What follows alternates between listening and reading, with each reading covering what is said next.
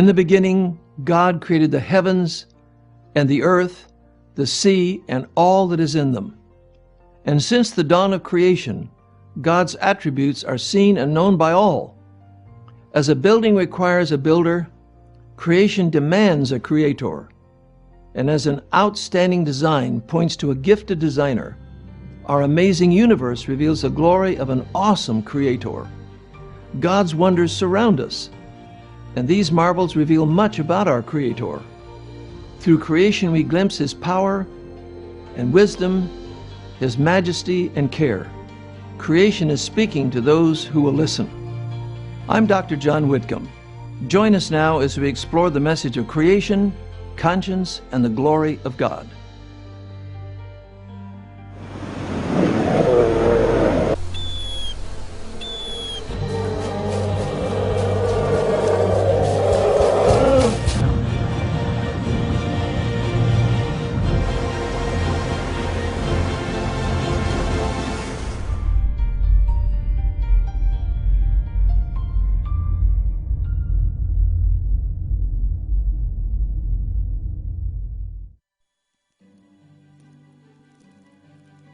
Throughout creation, God's power is displayed. From the new growth of plants in the spring to new life forming in the womb. Wherever we turn, the Creator's energizing power is unmistakable. He guides the stars in their courses above. He formed the majestic mountains. He maintains the beneficial seasons. And in His hand is the life of every living thing.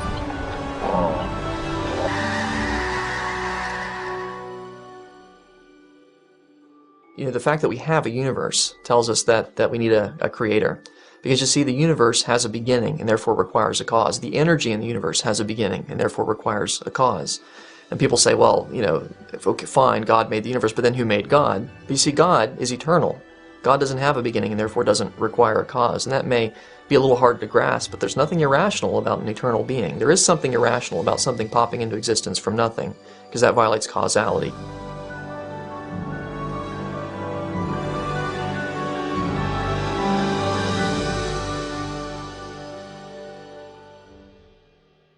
You know, a famous evolutionist was once asked, where did the Big Bang come from? And he said simply, if somebody ever asks you where mass energy came from, just ask them where God came from. And I think he really said something much more meaningful than he thought. Something had to be eternal. Either mass energy is eternal or God is eternal. Well, science has taught us a lot about mass energy. One of the things is it wears out. Mass energy eternal doesn't make any sense at all. God is eternal does make sense. As we read in that first chapter of Hebrews, the heavens, the whole universe is growing old and wearing out like a garment to be cast off, but thou, O Lord, endureth forever. The Bible explains there's one God who's the creator and the source of all life and energy. The forces of nature are energized and guided by His hand. Who hasn't felt the rumble of an approaching storm and considered God's might?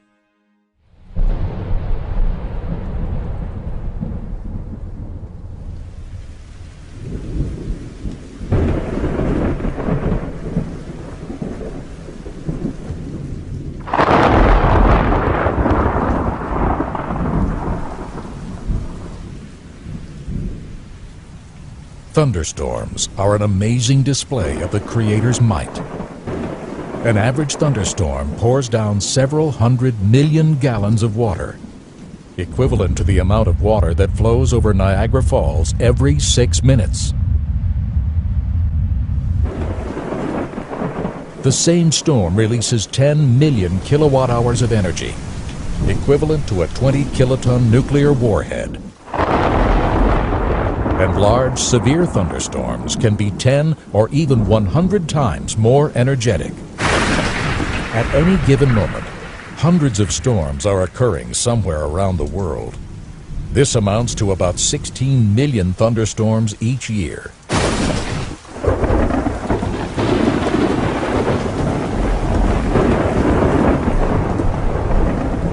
accompanying lightning illuminates an entire skyline. A bolt may reach over 5 miles in length, contain over 100 million electrical volts, and soar to temperatures approaching 50,000 degrees Fahrenheit in a split second. Hotter than the surface of the sun. On average, lightning strikes the Earth 100 times every second. Several million bolts reach Earth each day. The tremendous power, the incredible speed, and the glaring flash are clear manifestations of our Creator's majestic power. Thunderstorms are an incredible phenomenon in the atmosphere. They're awesome, they're powerful, they're frightening. They have all kinds of energy releases. That's basically what's happening, is a thunderstorm is releasing large quantities of energy in our atmosphere by vertical motions. Thunderstorms contribute a major amount to the water cycle. The hydrologic cycle, water is evaporated from the oceans, the vapors drifted over the continents, and then it falls as rain and then flows back into the sea. Thunderstorms are a major part of that cycle where it converts that water vapor back into liquid water, or rain falls to the earth. Lightning and thunderstorms in Scripture are often used as a symbol of God's wrath against rebellious people.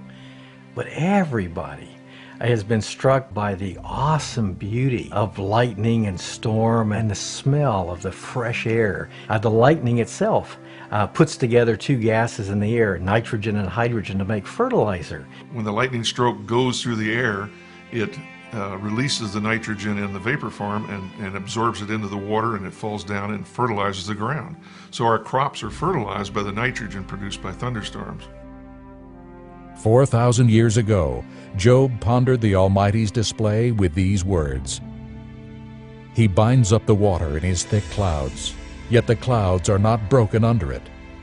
He stirs up the sea with his power, and by his understanding he breaks up the storm. Indeed, these are the mere edges of his ways, and how small a whisper we hear of him. But the thunder of his power, who can understand? So thunderstorms and natural events that are highly energetic, I think they're a lesson about, if God can do this, what must he be like? While we may not fully grasp this cumulative power, these grand displays should cause all to stand in awe of our great God.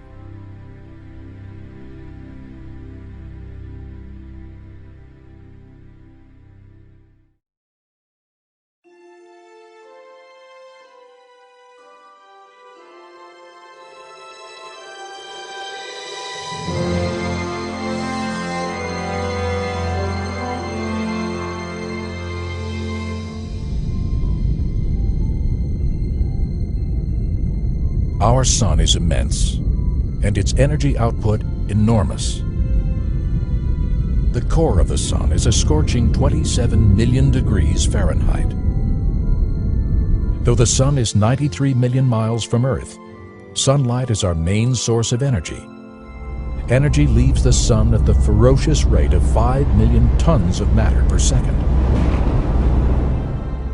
This goes on day and night, year after year. There are many examples of God's power in nature. The whole universe came about by His Word. Psalm 33:9 says that God spoke and it was finished. He commanded and it stood fast. As one good example, consider our nearest star, the sun. The sun gives off more energy in 1 second than mankind has produced since Adam and Eve. The sun actually provides its energy by nuclear fusion, converting hydrogen into helium on a grand scale. And this is true of all the stars. In our own Milky Way galaxy, we estimate 100 billion stars. And beyond that, in deep space, we see 100 billion more galaxies. One cannot begin to grasp the kind of energy and power that we're talking about, all created by God's Word. The sun heats the earth and it drives all of the weather systems on the earth. Tornadoes, hurricanes, thunderstorms, just plain rain clouds, winds, all of that is driven by the energy coming from the sun.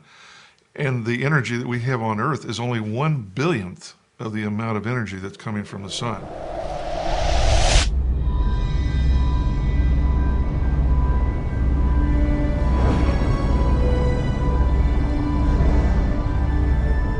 To gain perspective, with the aid of computer animation, let's now travel with the Earth to the Sun at 100 times the speed of light.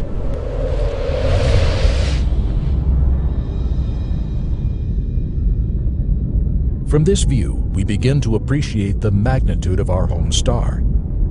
Over 1 million Earths would fit inside the Sun. Yet our Sun is an average-sized star. Many stars in our own galaxy dwarf it. Arcturus is the fourth brightest star in the night sky. Though 200 trillion miles away, this orange giant is visible to the naked eye. By moving our Sun next to Arcturus, we can grasp its immensity. Arcturus is 100 times brighter, with a radius 20 times greater than the Sun's.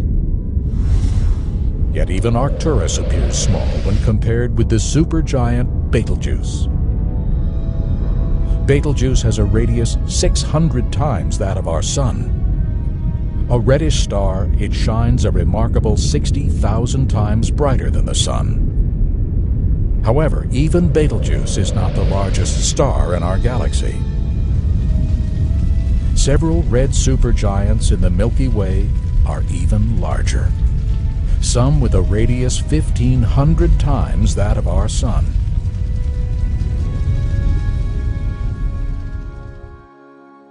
Well, one of the things in creation that I think really exhibits God's power is the power released in stars. The sun, it releases more energy in 1 second than 1 billion major cities on the earth, if there were 1 billion, would produce in a year. And that's just released in 1 second. You can imagine that. And of course, there are stars that are even more powerful than the sun. And just imagine all that power, all those stars, billions of stars in our own galaxy, billions of stars in other galaxies. And yet the Bible describes the creation of all that energy, all that power with the single phrase, He made the stars also.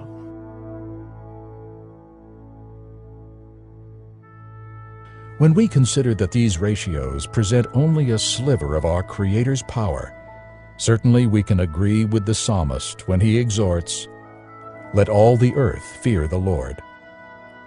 Of course, the stars reveal more than raw power. Without the light of the sun, all life on earth would soon perish. The sun's life-giving energy provides a constant reminder of our Creator's steadfast love, the God who shines His gift of light on all.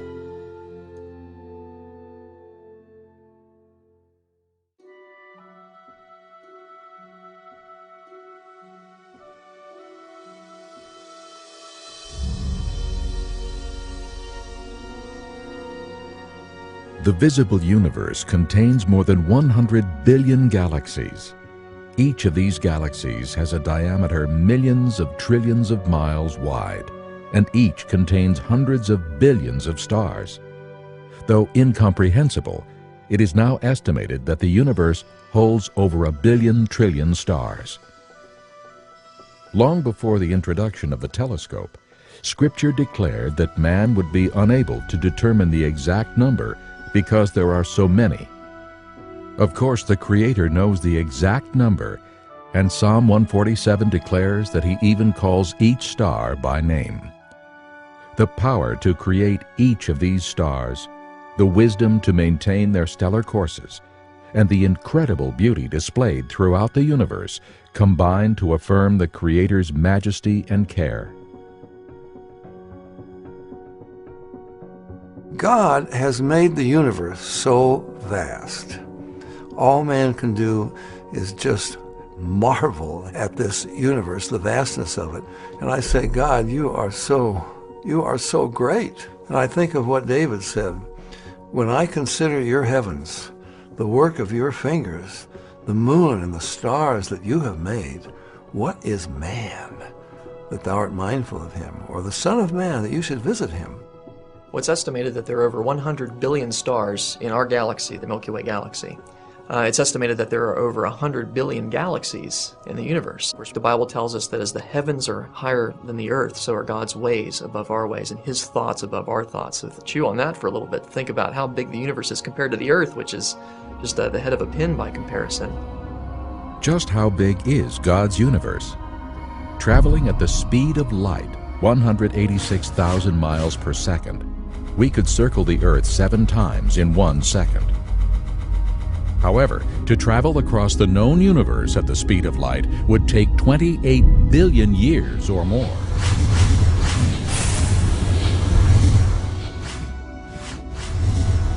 Today, most astronomers acknowledge that the universe appears to be expanding.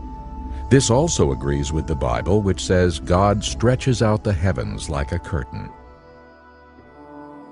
There are some examples in the Bible of scientific foresight. One example that comes to mind in particular is in Isaiah 40:22, which talks about God stretching out the heavens as a tent or as a curtain.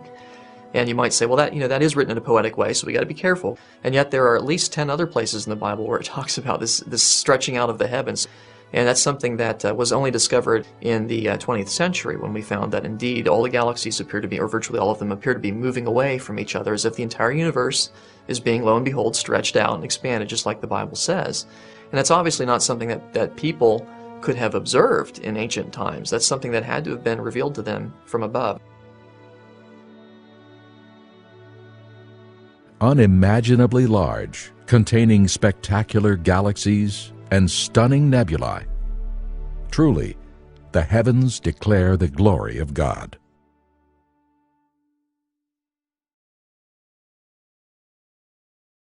It's not just the visible forces of nature or our immense universe that reveals God's might. It turns out that there is tremendous energy present in all matter, even the tiny atom. Let's explore one more example of the Creator's infinite power.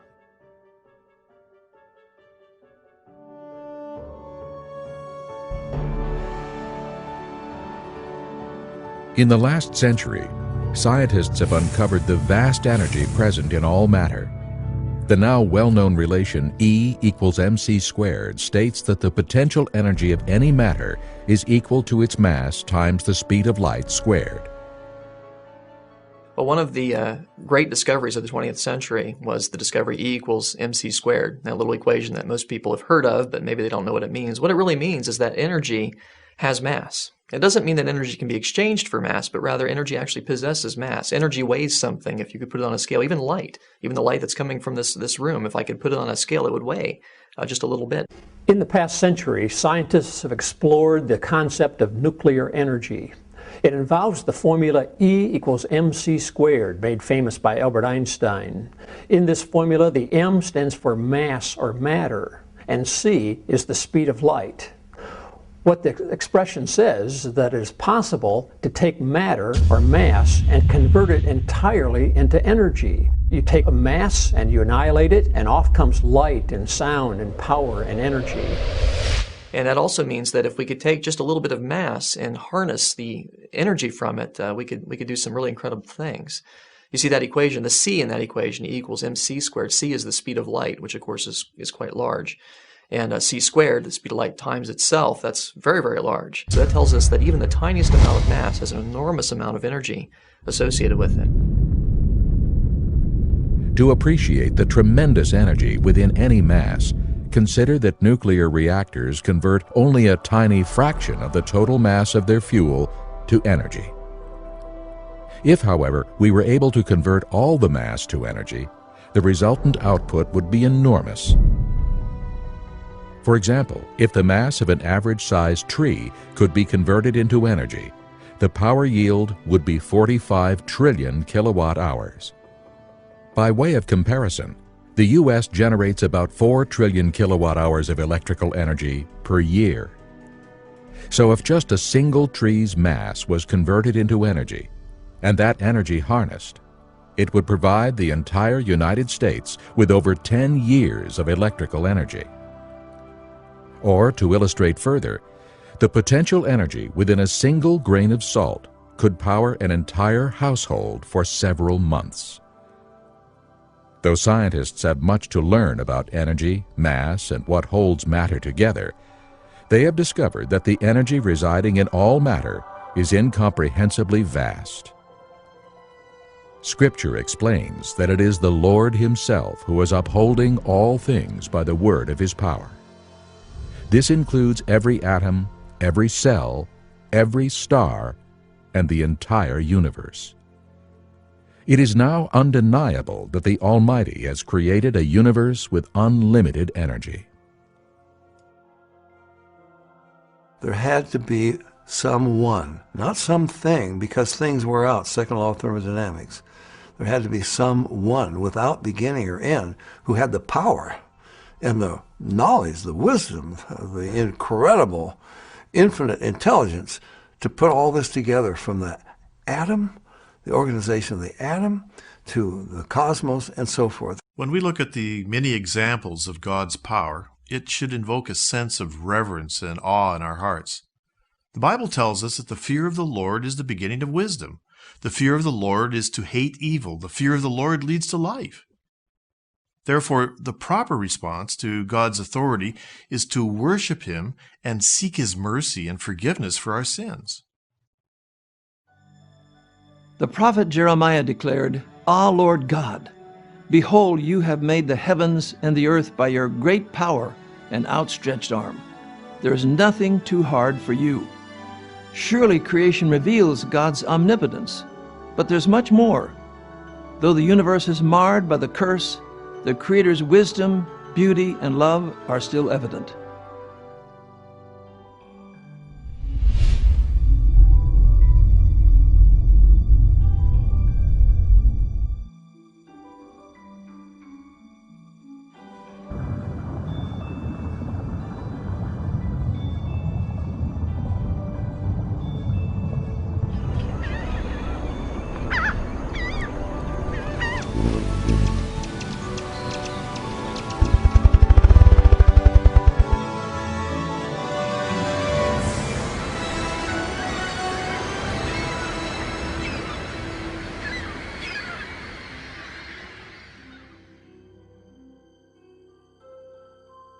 Wherever we turn, the Lord's wisdom is conspicuous.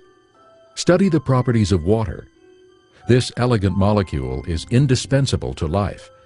So our generous God covered 4/5 of the earth's surface with it in streams, lakes, and seas. Water is perfectly designed to support the life of every cell and creature. It's an excellent solvent, coolant, and transporter. Or examine the insect world. Each of these amazing creatures is endowed with ingenious abilities that far surpass anything man-made.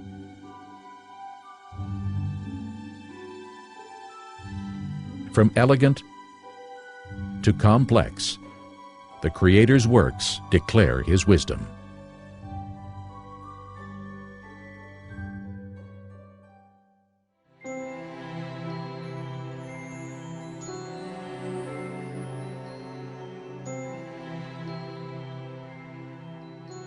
Thousands of years ago, God asked Job, "Have you entered the treasury of snow?" Now, no man living at that time could have known fully about the treasures of the snow. But with the advent of the microscope, these elaborate crystals can now be wholly appreciated.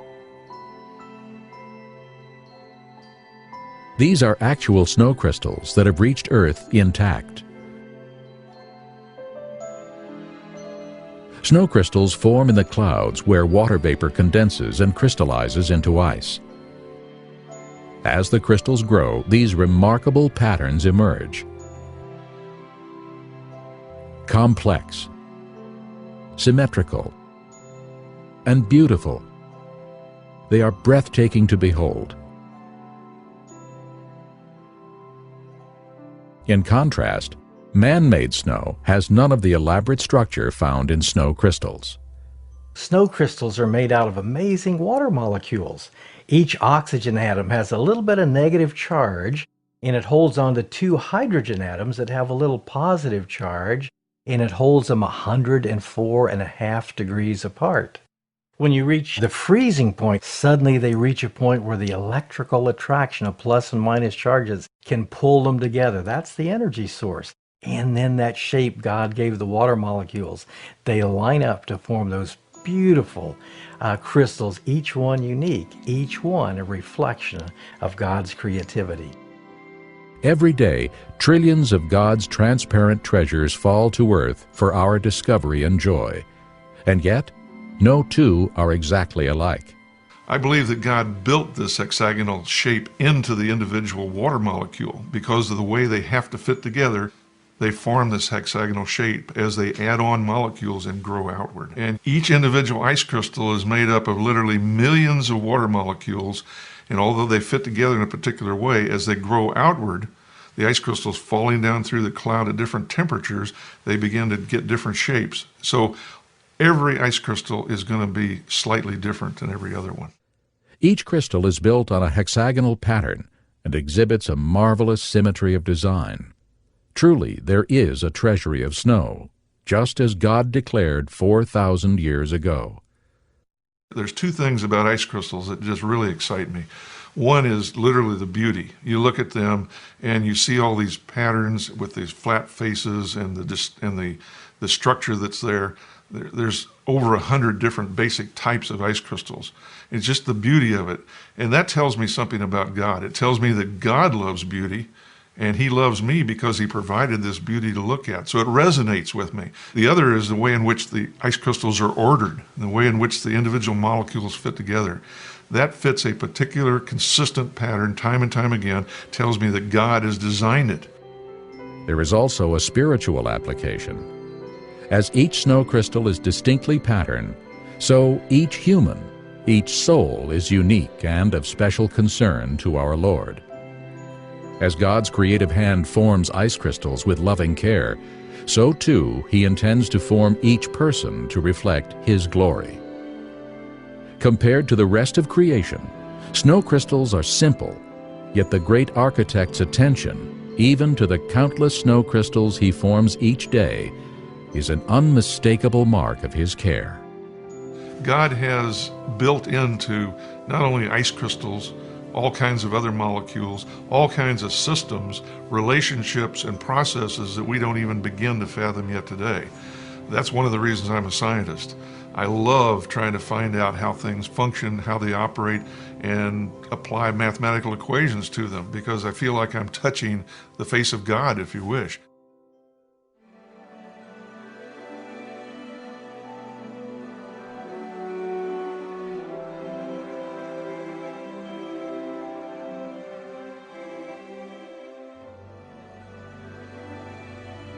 If simple water molecules that form ice crystals exhibit magnificent structure, consider the design ingenuity behind large, complex molecules, such as DNA. DNA contains the blueprint for all life and is by far the densest information storage mechanism known in the universe. For example, the amount of information contained in a pinhead volume of DNA would fill a stack of books 500 times higher than from here to the moon. The program code and design of such an incredible system indicates a supremely intelligent designer.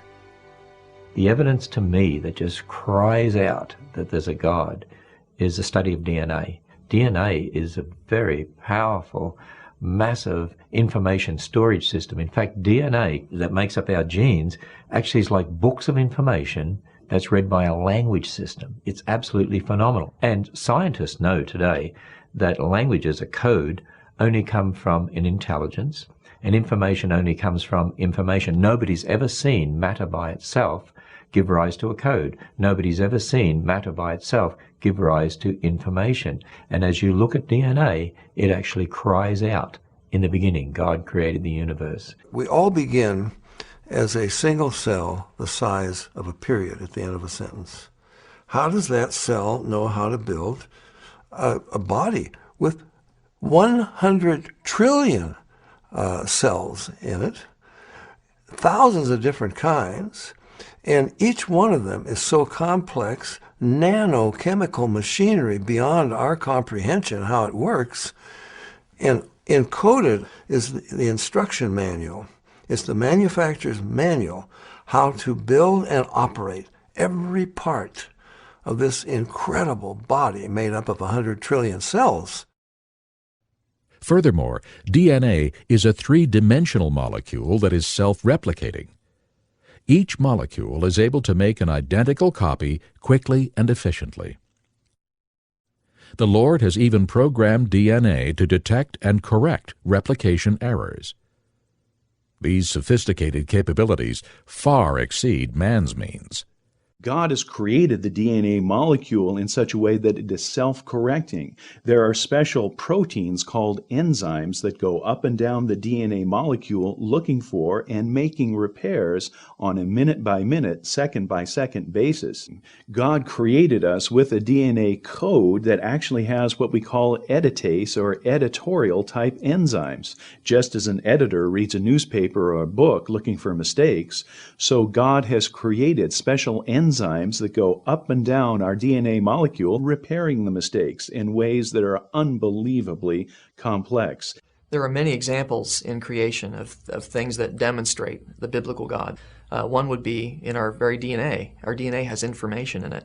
And there is a whole field of scientific study called information science, which studies how information originates, how it's transmitted, and so on. And one of the laws of information science says that information never originates by itself in matter, never spontaneously comes about. Anytime we trace the copying of information back to its source, it always comes back to a mind. And since we have creative information in DNA, that tells me that DNA comes from intelligence. It's not something that could possibly come about through millions of years of mutations and natural selection. That just won't work. Yet even the DNA molecule is simple compared to cells. All life consists of cells, and each cell functions as a miniature city. When we consider that a human body consists of trillions of cells working together as one unit, we should be in humble awe of our Creator's intimate care and perfect wisdom.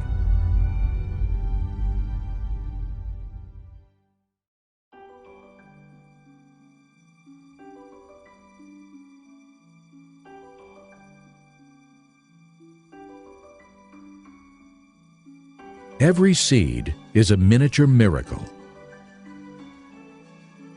God has programmed the tiny sequoia seed to become the largest tree on earth, reaching nearly 300 feet tall and weighing many tons. God has designed the humble apple seed to yield a bounty of delicious fruit for years to come. And God has planned a multitude of seeds to produce spectacular blossoms in abundance. Consider the many varieties of seeds. As stated in Genesis, each seed always produces after its own kind. And just as the Lord intended, the fruits and byproducts that they bear have supplied the needed food and resources for man and his environment.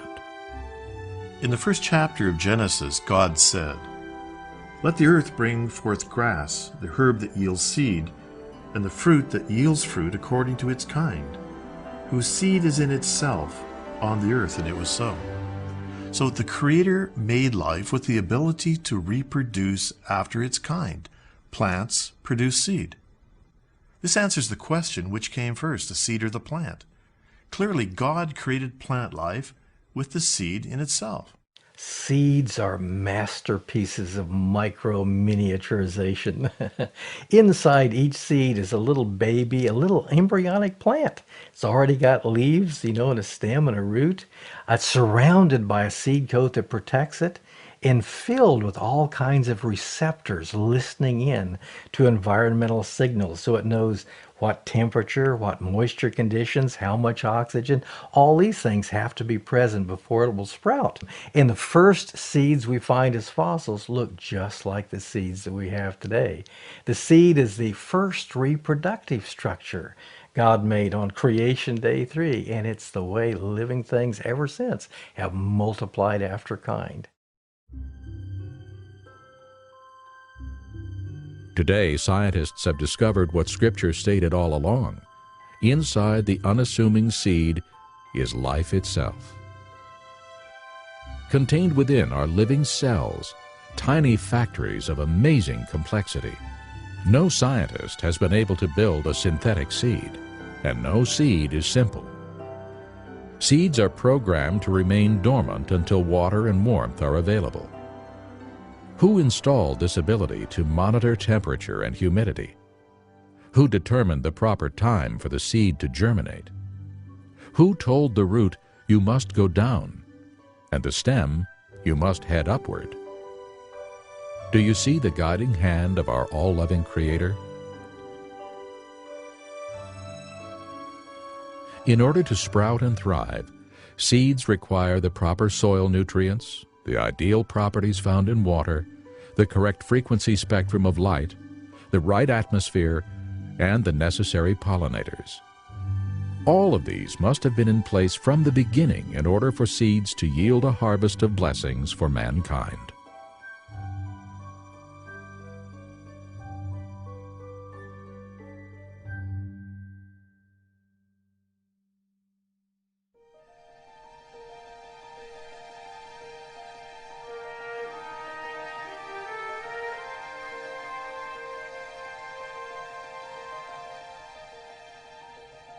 What a drab world it would be without flowering plants.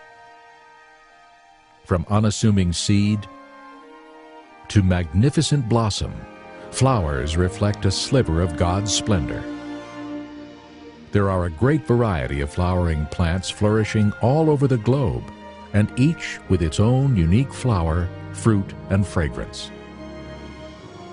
As a blossom expands, its fragrance fills the air. Consider that each flower always produces its own particular perfume. Even more amazing, God uses the same elements, soil, light, and water, to produce all these brilliant varieties. Remarkably, certain flowers are designed to know what time it is. California poppies, morning glories, and daylilies are three beautiful examples. Opening and closing with clock-like precision, they are sensitive to atmospheric pressure, length of daylight, temperature, and humidity, and must therefore have built-in biorhythms. Each leaf of a plant is also a marvel. Long before man discovered how to harness solar power, the Creator installed miniature solar panels in every green leaf. As the leaf expands, it is programmed to face the sun to receive its energy. This energy powers its chemical factories. As a result, carbon dioxide is absorbed, oxygen is released, and hydrogen is used in making sugars. How ingenious of our God to design leaves to absorb man's waste gas and release the oxygen which every creature needs for survival. Photosynthesis is also the basis for all our food supply. Thankfully, countless numbers of God's little green machines perform this service every day.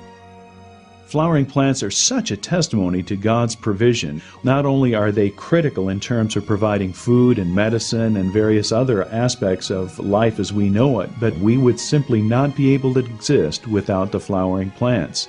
Well, that ties in with the large group of animals called the arthropods. One of the groups of arthropods would be the insects. Insects need the plants, and plants most assuredly need the insects in terms of pollination, in terms of keeping the plants fertilized on a year-to-year basis.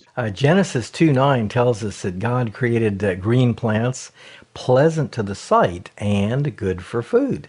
Plants use the amazing process of photosynthesis to trap energy from the sun, to put together carbon dioxide molecules from the air, water molecules from the soil, to make sugar molecules, a basic building block for all of the other food groups. Where do the plants get the carbon dioxide? We breathe it out. Animals breathe out the carbon dioxide. Plants absorb that carbon dioxide. They absorb the water. They release oxygen from the water molecules so we can breathe it in, burn the sugar to produce the carbon dioxide that they can absorb to make more sugar. You may get the idea. All of these parts have to fit together at the same time. That's one thing as we look at the creation account, how God made plants, animals, people, all the physical features of the universe to fit together in an intricate pattern reflecting His glory. Food, oxygen, medicine, fuel, raw materials. Surely the Lord designed plants for our benefit. The rich diversity of flowering plants and the many purposes they serve all point to a wise and compassionate Creator. Though magnificent in bloom, the glory of the flower quickly fades. Scripture likens man's life on earth to a flower, so quick to pass away. Therefore, how important it is for each of us to seek everlasting life today.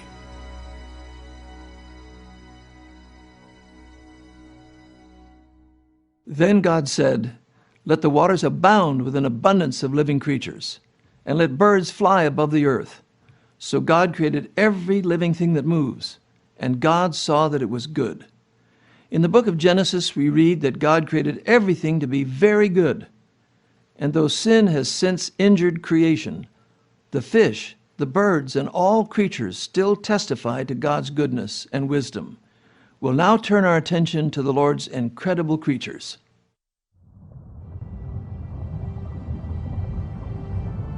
Living in the waters of the world are creatures more magnificent than mankind could ever imagine. The enormous assortment of ocean dwellers speaks of the unlimited ingenuity of our great Creator. And each sea creature has been designed with remarkable functionality. God equipped the octopus with a form of jet propulsion, suction cup technology, and self-adjusting camouflage far superior to any man-made design. Watch as this giant octopus morphs into a rock with algae.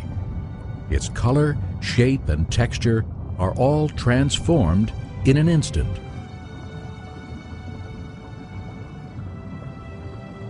The squid on the left is a male.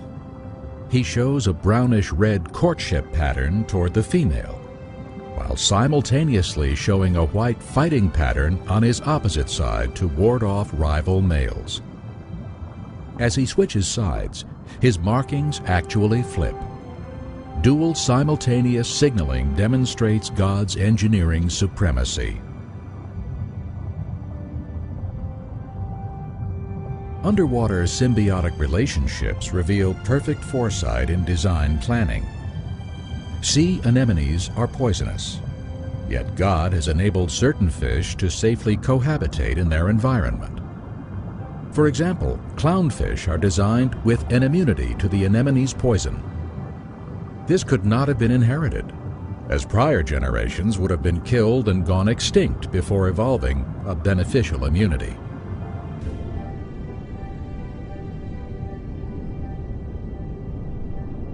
The schooling pattern of certain fish is still being researched. The ability for fish to dart with synchronized movements reveals the guiding hand of a grand conductor. Different species of fish have been relegated to dwell at specific levels of the ocean depths. This capability is the result of a specially designed air bladder, which secretes gases from the bloodstream, regulating the pressure, maintaining equilibrium, allowing the fish to survive at various water pressures within a range determined by the Creator. One of my absolutely favorite sea creatures is the pearly nautilus, or the chambered nautilus. Here's a shell like you might find in a Florida shell shop, and when you cut these down the middle, woo, look at that, all these little chambers inside. The animal that lives in the last chamber here is essentially a squid. It has lots of little tentacles coming out the front like that. All these little chambers enable it to regulate its buoyancy like a submarine does. Inside that amazing squid, there's a brain. There's an eye that sees the world like we do. There's a digestive system with salivary glands and a pancreas gland. They have 3 different hearts. They're as complex inside as we are. And yet, fossils of this kind of creature are among the first to be found. Initial complexity, a marvelous testimony to God's creativity. When I look at the sea creatures that God has created, I look in particular to the fish. They are amazing creatures, starting with their streamlined efficiency, the fact that they are designed to extract oxygen from the water in such an efficient manner, the fact that they have such a pleasing aesthetic values, and also, of course, the great quantities of food they provide for man. Fish have always been fish, according to the fossil record. Yes, fish certainly are an incredible feature of God's living creation.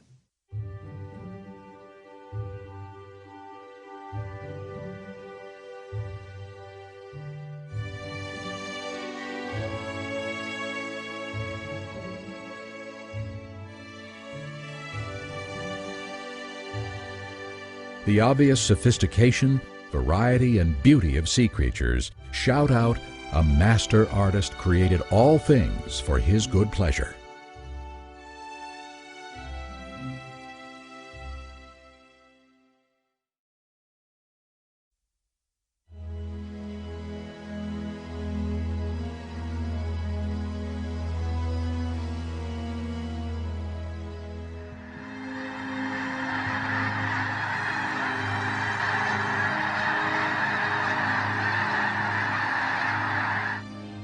Birds are among the most captivating creatures on Earth. We marvel at their spectacular colors, their streamlined shapes, and their ability to fly with grace and ease.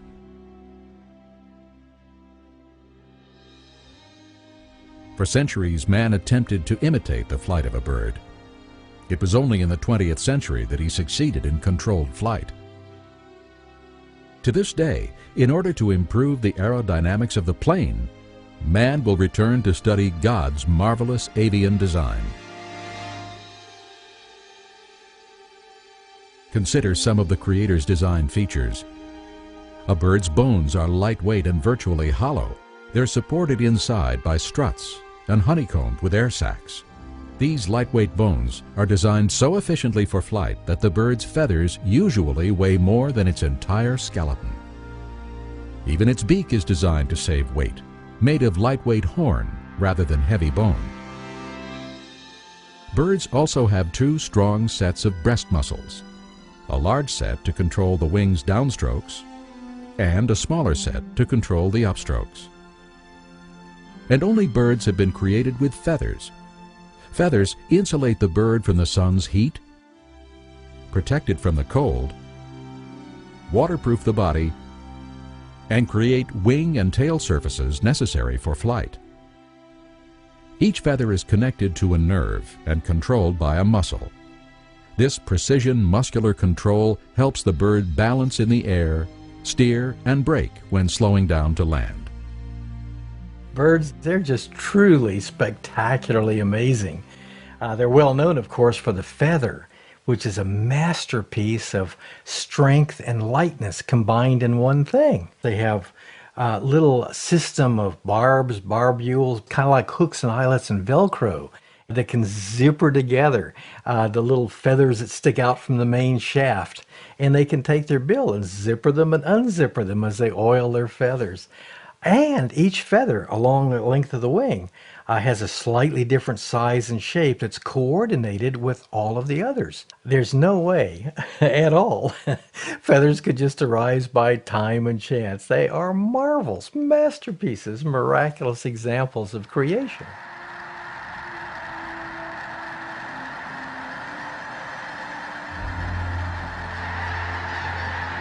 Another essential element to bird flight is the air-filled bags that lie between the bird's organs. The bird's air sacs are connected to its lungs, and during flight, air flows through them. This arrangement rapidly feeds the bird's body tissues with life-supporting oxygen, while keeping it light in the air. All birds are amazing. You know, they have a system of breathing that's not found in any other creature. The bird lung is a special double-tide system where you can oxygenate air both inhaling and exhaling. Unlike our lungs or the lungs of any other creature, the bird lung has back doors. And it turns out that this is important. Birds do not change the shape of their chest cavity when they breathe. You know, if you saw a bird just land from a 1,000-mile migration, just landed, would you see the chest heave as he breathed? They are stone still, no matter how hard they've been flying. You think, how do they breathe? Turns out that the air is moved through the bird much like a bellows for a fire. These airbags between the muscles. As the bird flies, as it walks, it's moving the air. Such wonderful creatures God made in birds. All of these engineering marvels combine for efficient flight and show perfect foresight in the creation of birds. One of the marvels of birds is their ability to migrate long distances.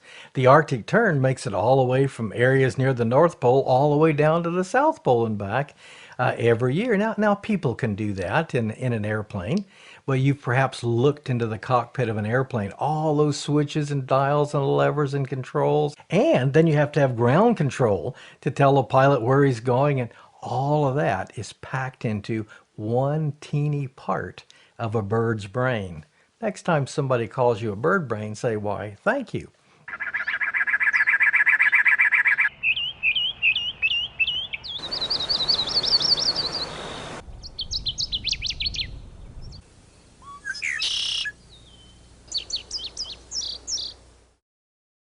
The Lord has equipped each bird uniquely for his role in life. In the service of man, each species of bird has a special area of patrol. Many help by controlling insects. Others remove the carcasses. The finch family is a great weed seed destroyer. The owl and the hawk keep the rodents in check. The sandpiper combs the beaches. The water bird maintains the proper balance in fish population, the heron in frog and snake control. With graceful proportions, amazing aerodynamic abilities, and practical functions, each bird is a testimony to God's wisdom and love. While God provides marvelously for birds, remember that Jesus assures us that we are of more value than many sparrows.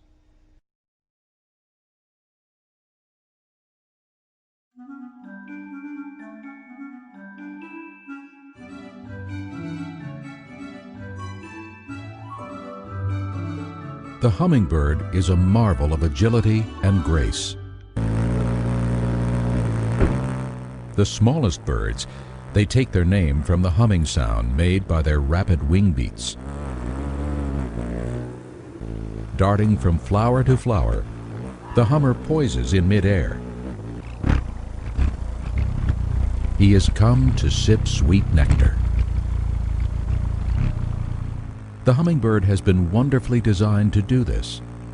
God gave it a small body to move with ease about the flowers, a long, needle-like bill to probe deeply into the flower cup, and a specialized tongue ideal for extracting nectar.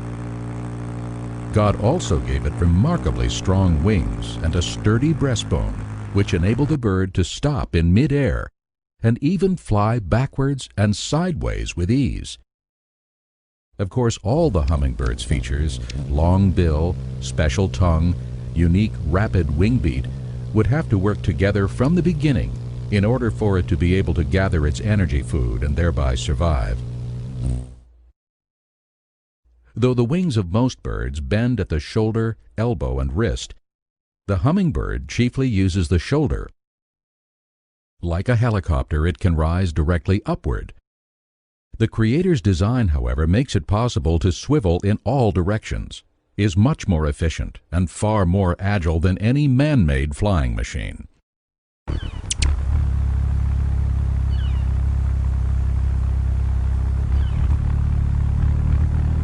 The hummer's capabilities are phenomenal. When hovering, his wings beat 50 times a second. When speeding straight away, up to 80 times. Its heart beats 21 times in the same second. These tiny little birds have a metabolic rate that just is almost unimaginable. Their heartbeat is so fast it gets into the range of audible sound.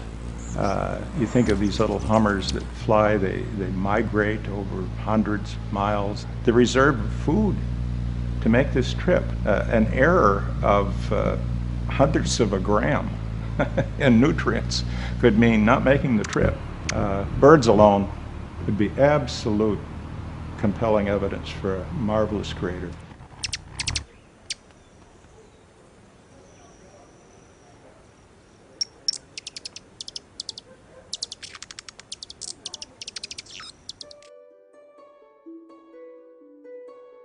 The hummingbird's nest is a masterpiece of art. The female is the artist. She uses fern fuzz, dandelion seed down, and other plant felts. The exterior is adorned with lichens and fastened with spider webbing.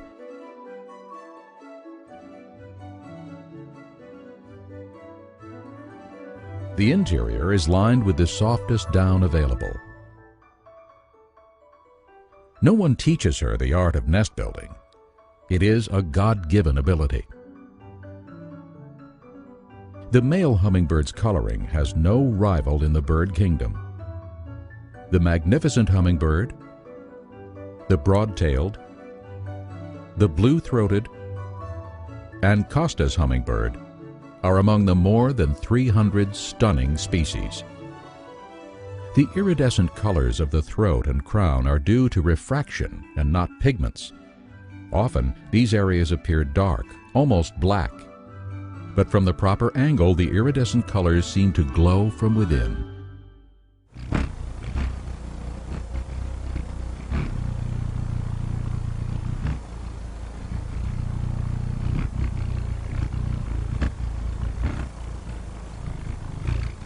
Every aspect of these remarkable birds testifies to the Creator's gracious provision.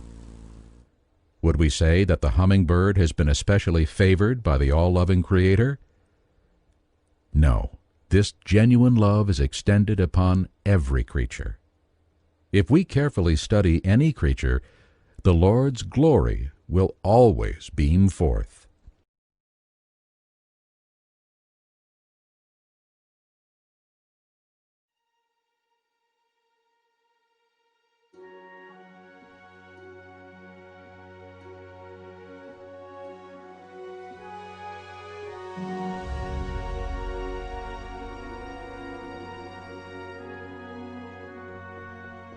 An estimated 18,000 butterfly species adorn our planet. The beautiful coloration of butterfly wings is created by millions of minute scales. These precision scales function as biophotonic crystals, reflecting specific wavelengths of light to produce these brilliant colors. The extraordinary patterns and pleasing colors reveal a wise and caring designer. One of the amazing things I find about the butterfly is its beautiful iridescence. Take, for example, the morpho butterfly.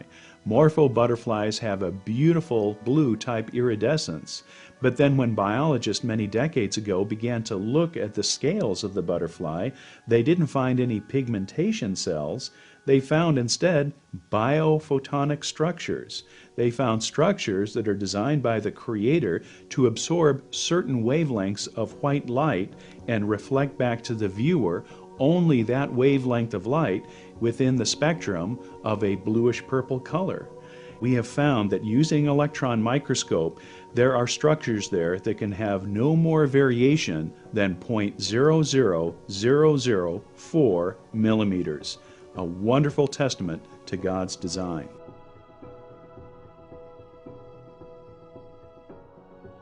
All butterflies undergo an amazing transformation during their life cycle.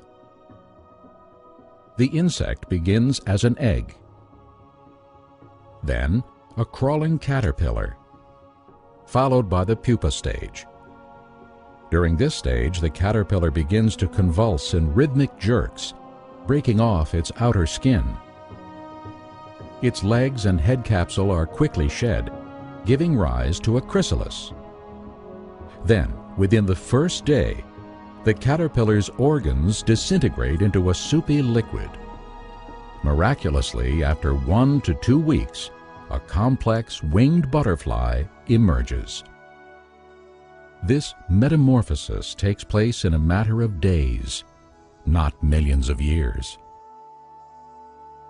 The adult butterfly now has 6 segmented legs, antennae, a specialized feeding tube, 2 amazing compound eyes, complex reproductive organs, and 4 ornate wings. The caterpillar had none of these features.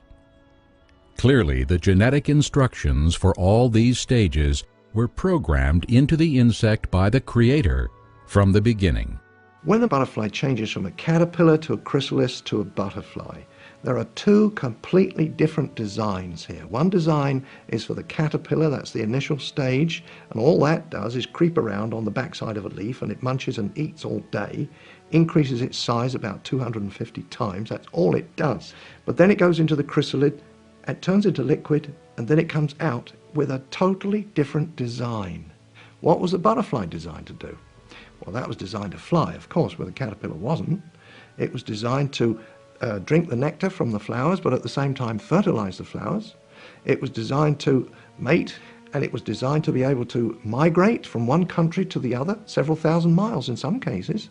So it's designed for specific things. The caterpillar has one thing to do, to grow, eat and grow. And the butterfly has several things to do: eat, grow, fertilize, and mate.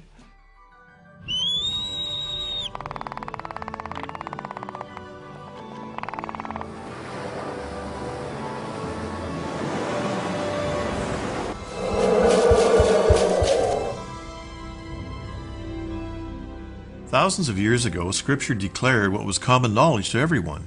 For example, in the book of Job, chapter 12, we read, "But now ask the beasts, and they will teach you, and the birds of the air, and they will tell you. Or speak to the earth, and it will teach you, and the fish of the sea will explain to you. Who among all these does not know that the hand of the Lord has done this?" If we examine the evidence that we see, the various things that have been created, it is very clear from the Scriptures that the evidence points to the reality that there is a Creator who has made all things. Our great Creator has provided us with countless examples of His infinite wisdom. The functionality and ingenuity of God's creatures surpass our understanding and are cause for unending thanksgiving and worship.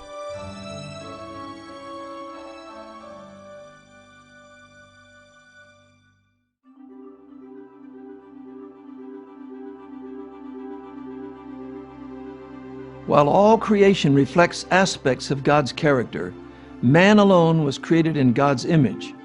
Man has physical distinctions. His brain is a masterpiece of complexity. His hands are able to accomplish precise work. His posture is upright. Yet, it is man's spiritual nature that is especially unique. Scripture explains that God is spirit, and even though mankind has fallen into sin, man's spiritual nature still retains a glimmer of the Creator's character. For example, man has a free will. Man knows the difference between good and evil, and only mankind has produced great scientists, composers, prophets, and poets.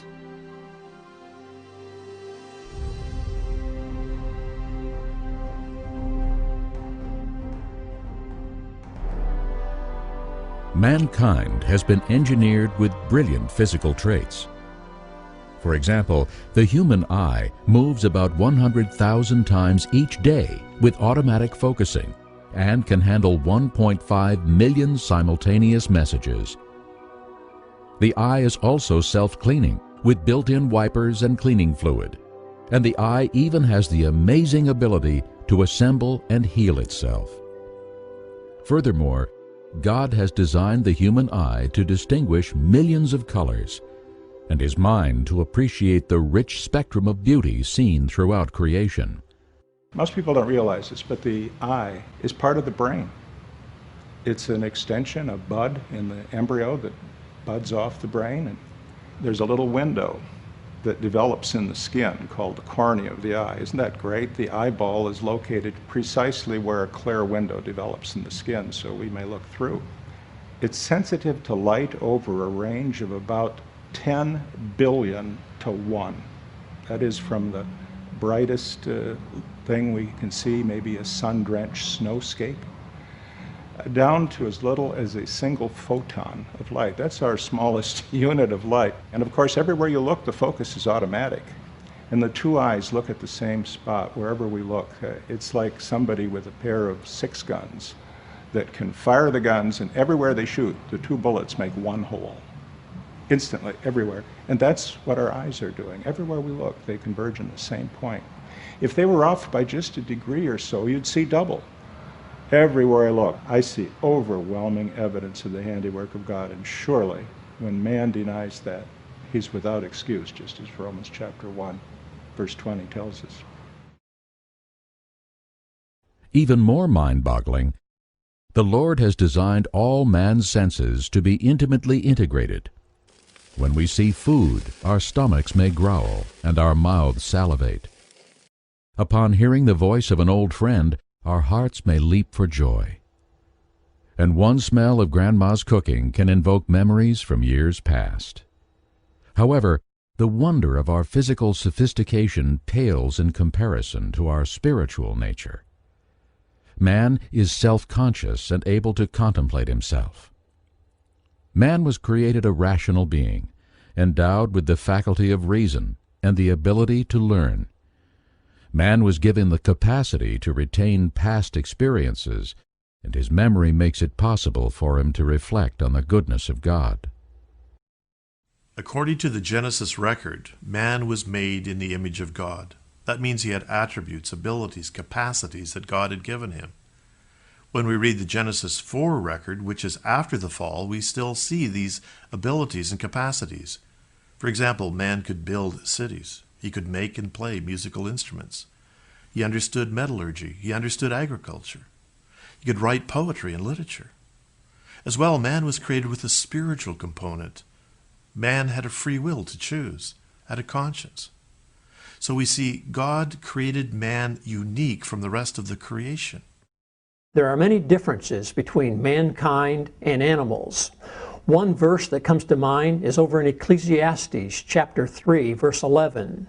It's the verse that says, we are special, that God has put eternity in our hearts. That is, we have a concept of history of the past and present and future. This is different from animals that live for today. We are a special creation. Another wonderful gift of the Creator to man is emotion. It gives him color and richness, feeling, and the capacity for joy and laughter. Only man of all creatures on earth can appreciate an inspiring symphony or rejoice in the beauty of a sunset. And man alone is a free moral agent, responsible to God and to society. The only explanation to account for morality in man is the fact revealed in the Scriptures, namely, that man was created in the image of God, and therefore made, like God, a moral being.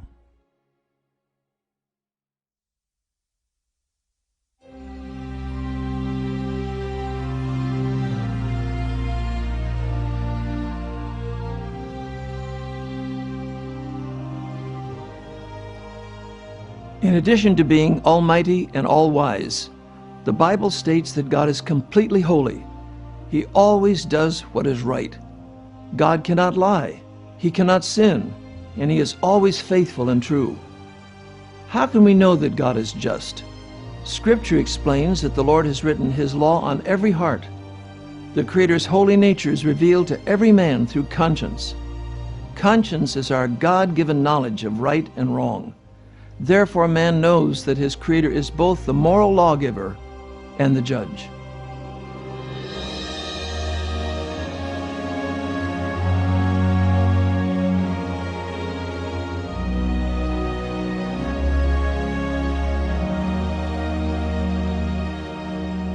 Do you have a conscience? I believe I do have a conscience. Do you believe that everyone has a conscience? Absolutely. But do you have a conscience? Yes. Where did it come from? I don't know. The Bible makes it very clear that the knowledge of God is written on our hearts, even that knowledge of right and wrong. Have you ever told a lie? Yes. All right, what does that make you? A liar. Liar, right? Have you ever stolen anything? Yes. What does that make you? A thief. Thief. Just supposing you're in a shop, in a store someplace, and there's something that you really need, and it's just sitting there and nobody's around watching it. You say to yourself, I haven't brought my wallet, forgot that, nobody looking, in the pocket. And it goes in, you walk out, nobody challenges you, and you got away with it. Inside, what are you thinking? At night, when you go to bed, what are you thinking? And I think anybody knows fully well that the thoughts will go round in the head, I stole that. This is a conscience. Have you always obeyed your God-given conscience? No. Have you ever used your Creator's name, God who gave you taste buds and eyesight and every good gift, ever used His name as a curse word? Yeah. I have. Jesus said, you've heard it said you should not commit adultery. But I say to you, if you look at a girl lustfully, you commit adultery in your heart. Have you ever looked at a girl lustfully? Yeah. Okay, so you broke that commandment, right? Yeah. God says he has written his law in every human conscience. So they are all without excuse. Everyone knows that he's a sinner. Everyone knows he's broken God's laws. Everyone knows he hasn't done right. We have the ability to know right and wrong. If we have the ability to know what is good, then God also must know.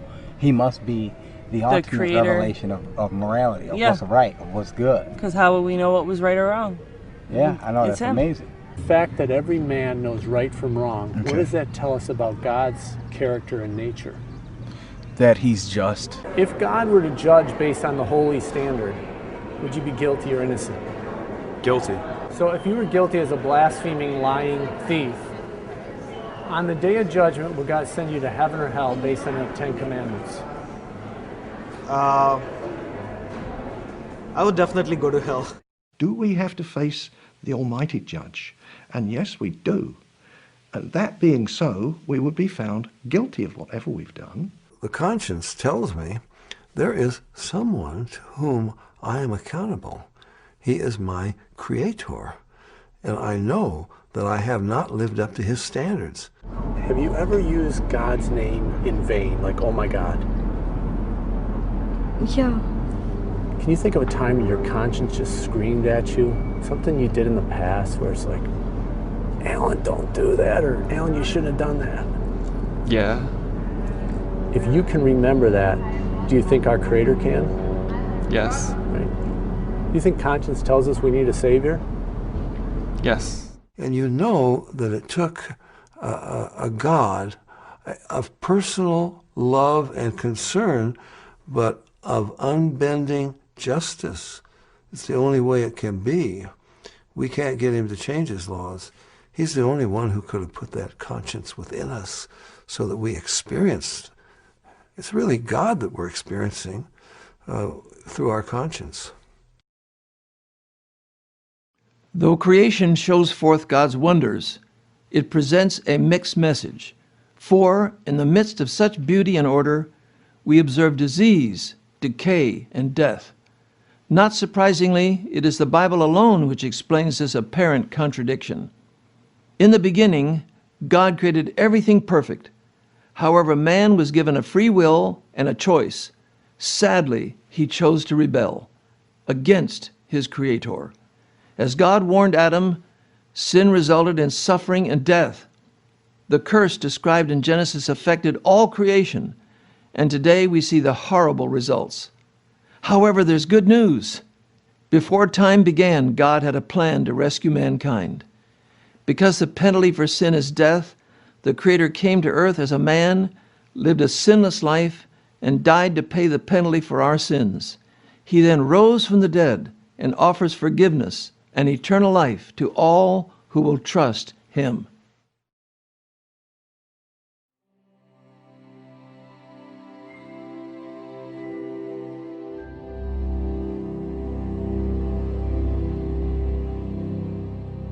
As this film has been portraying in the creation, we see the wisdom and power, the wonder of God, his concern for his creatures.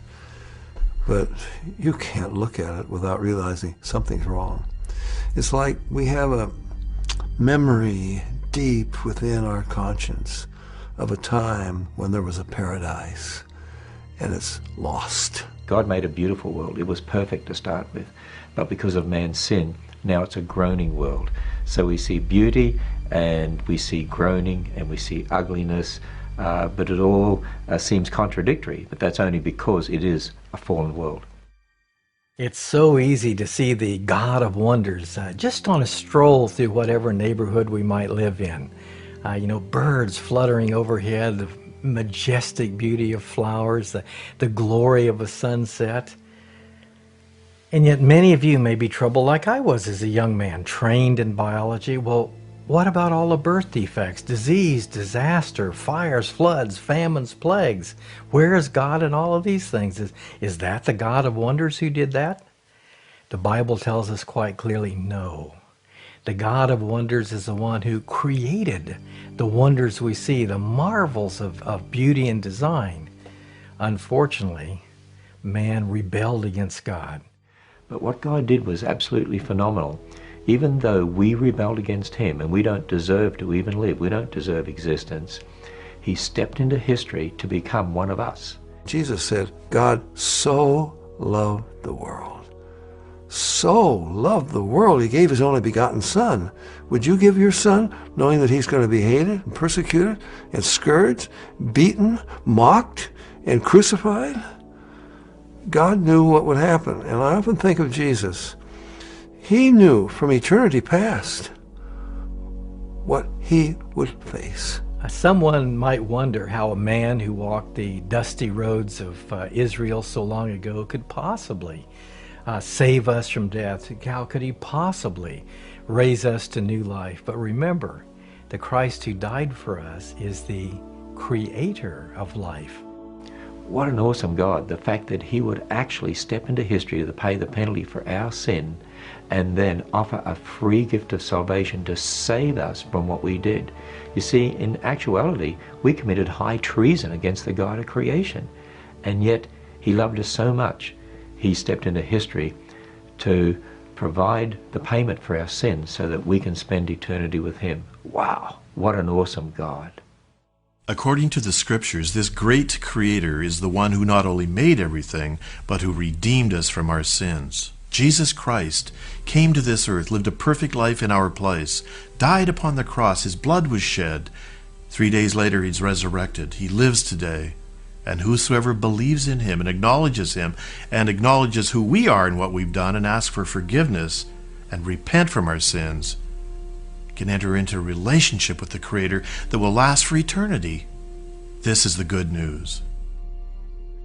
Perhaps the most wondrous of all the aspects of creation is that God would not leave us alone. He sent his own Son to restore things, and we look forward to his coming again, when once again the wolf and the lamb will lie down together. They'll not hurt nor destroy in all my holy mountain, but the earth will be full of the knowledge of the Lord as the waters cover the sea. That marvelous passage in Isaiah. Wow, God's redeeming love. That's the greatest wonder of all. Truly, our Creator is the God of wonders, and the greatest wonder is his immeasurable love. Scripture states that God is love, and he demonstrated this love toward us by stepping down from heaven to offer his life so that we might be reconciled to him forever. Jesus Christ is the Creator. On the cross, he bore our sins and then rose from the dead. The Lord now offers everlasting life to all who will turn from their sins and trust in him personally. By placing your faith in Jesus Christ, you can enter into a relationship with the Creator of the universe that will last forever. This is his free gift and desire for you.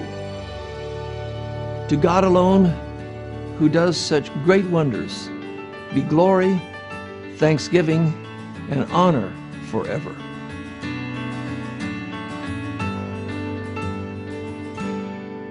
Bless the Lord, oh my soul, bless his holy, his wonderful name. Bless the Lord, oh my soul, for his love will forever remain. Your Creator is worthy of praise. Your Sustainer has poured out his grace. He poured out his mercy on those who would fear him. He poured out his love, his forgiveness of sin. Bless the Lord, oh my soul, bless his holy, his wonderful name.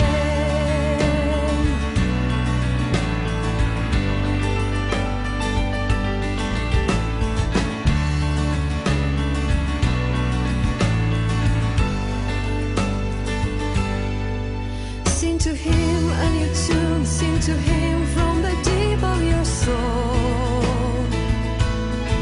Meditate on his word, don't forget how his stripes made you whole. Your Creator is worthy of praise. Your Sustainer has poured out his grace. He poured out his mercy on those who would fear him.